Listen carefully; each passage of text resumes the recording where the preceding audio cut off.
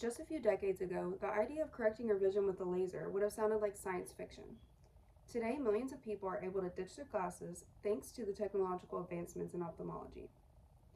Vision loss is a common problem of people of all backgrounds, but most of the time it is preventable, and this is thanks to the research in ophthalmology. Ophthalmology has come a long way, and I would like to discuss its history to bring a better understanding to the audience of the field. I am studying ophthalmology at Vol State currently, and I've already learned a lot of valuable information through my studies. Surprisingly, ophthalmology is not a recent development. This story begins in the ancient world.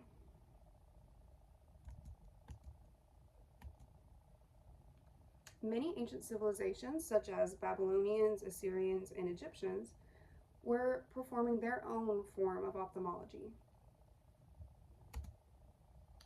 In her book, The History of Ophthalmology, Diane Edwards explains some of these practices. Not a lot is known, but we do know that they were performing botanical and mineral treatments such as copper oxide and cumin for vision impairment. They also believe there was a connection between vision loss and spirits, so a lot of times priests were the ones to administer this treatment. Later in her book, Diane explains how modern ophthalmology began. So the first cataract removal was first performed by Jacques Daviel, but it wasn't until 100 years later until his surgery was even accepted as a form of treatment. At this time, once they accepted his treatment, ophthalmology became its own specialty in Europe. But it wasn't until the invention of the ophthalmoscope by Hermann von Helmholtz in 1851 that ophthalmology was recognized in the United States.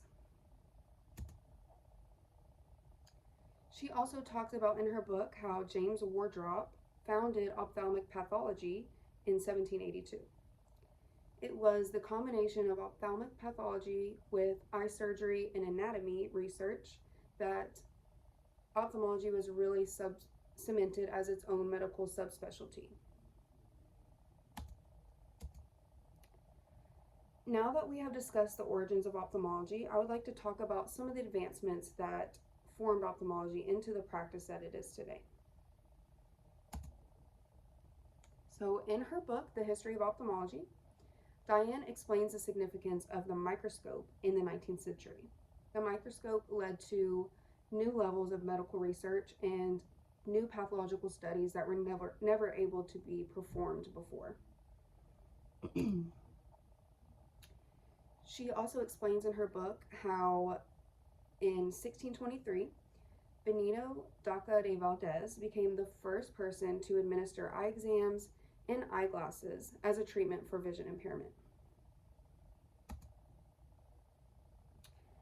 Then she states in her book how cataract treatment and surgery underwent a big reform due to the invention of local and general anesthesia, as well as more precise suture methods. And these made the cataract surgeries a lot safer and reduced the risk of harm or complete blindness.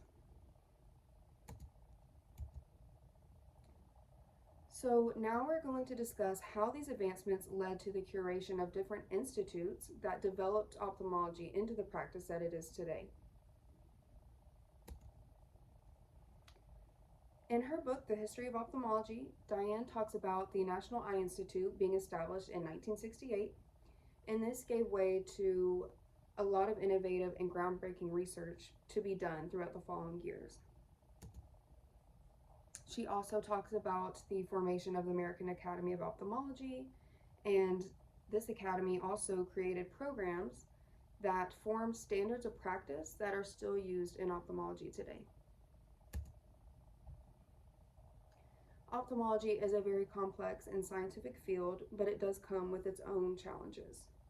In her article, Significance of Novel Ideas to Solve Challenges Facing Today's Ophthalmology, Fatima Haidari talks about some of these issues.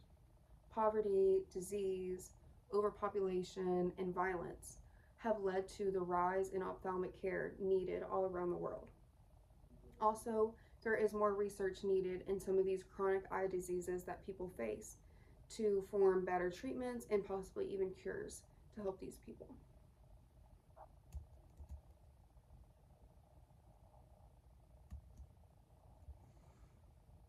These discovery and challenges of today's ophthalmic practice complete our journey throughout the history of ophthalmology. In conclusion, I really hope that the audience has gained some insight into the field of ophthalmology and its history. The origins of ophthalmology, the advancements over the years, and the state of ophthalmology today are all important aspects of understanding ophthalmology's history. Today, patients can trust their ophthalmologist in laser treatments, and they don't have to be scared. And this is all thanks to the research and development made in ophthalmology over the past 2,000 years.